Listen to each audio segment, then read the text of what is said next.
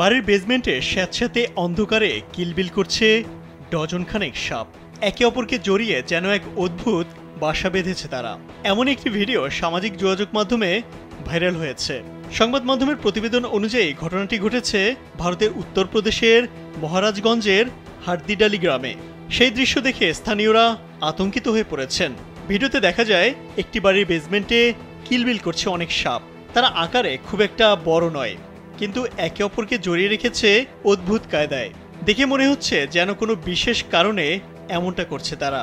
রহস্যময় এই ঘটনা দেখে বিস্ময় প্রকাশ করেছেন নেটিজেনরা, আবার অনেকে ভয়ও পেয়েছেন।